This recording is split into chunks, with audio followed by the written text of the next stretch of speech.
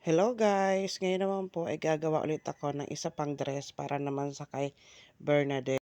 Una, kinat ko po muna yung pants para ma-open na po. Pag na-cut ko na po siya, sinunod ko naman po, tinanggal ko po yung waistband niya at yung pinagkakabitan ng waistband. Pagkatapos nun, yung mga pocket, zipper, tinanggal ko rin po lahat yun. Pagkatapos po, yung pinakalaylayan niya po, yun po ang gagawin ko pong pantaas. I-ginain ko po muna siya, straight lang mula doon sa laylayan hanggang doon sa dulo ng pinaggupitan ko po. Pagkatapos po, kinuha ko po yung sukat ng mula po sa taas hanggang sa bewang ng anak ko para doon ko po itatapat yung packet. Nung nakuha ko na po, pinorma ko na po yung packet. Nilagyan ko po siya ng pin para hindi po siya gagalaw pag tinaping ko. Sa pagtapping naman po, sinundan ko lamang po yung dating tahi po ng packet. Dinoble tapping ko rin po siya.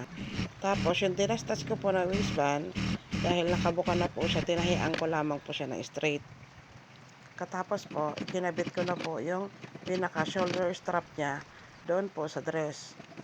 Kabilaan po yun. Tapos sa pag-attach ko naman po, dinoble tapping ko lang po siya sa dulo ng pagkakabitan.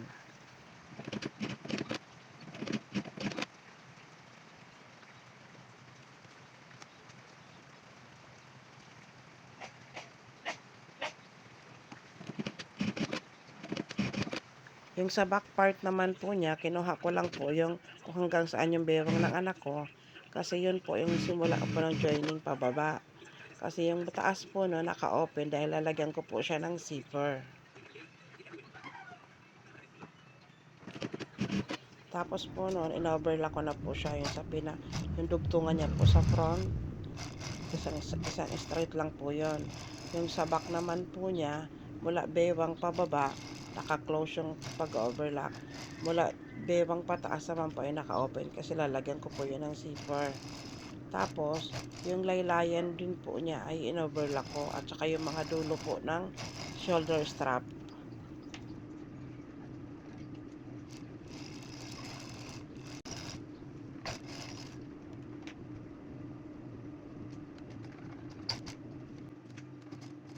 Pagkatapos po, yung sa back part po niya, i-attach ko na po ang zipper. Yung zipper po ng pants, maiksi lang po siya. Kaya ang ginawa ko po, nagbaba pa ako ng 3 inches. Pagkatapos po, nung in-attach ko na po yung zipper. Pagka-attach ko ng zipper, itinaping ko na po yung pinaka-fold niya po ng 1/4 lang. Isang paikot po yun ng buong part ng back na naka-open.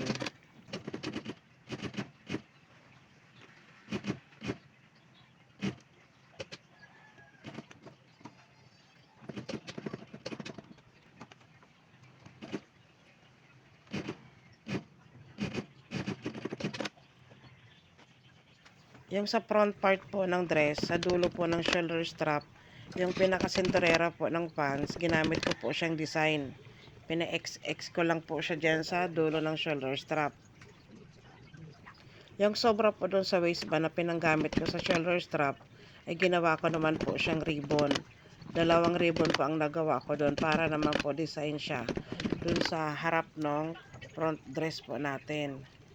Pagkabit naman po ng dalawang ribbon na sa harapan ng front dress natin, hinanso ko lamang po yon. Yung gitna po ng ribbon at saka yung mga magkabilang dulo po, hinanso ko lang po yon. Ang laylayan naman po ng dress ay pinold ko lamang po siya ng 1/4 mula po doon sa dulo ng overlock. Pagkatapos po, nagupit po ako ng 1 inch po ang lapad at dinouble fold ko lamang po yon kasi po doon sa open part po nung back, kasi maiksi po yung zipper, ginawan ko po siya ng pinakatali niya po.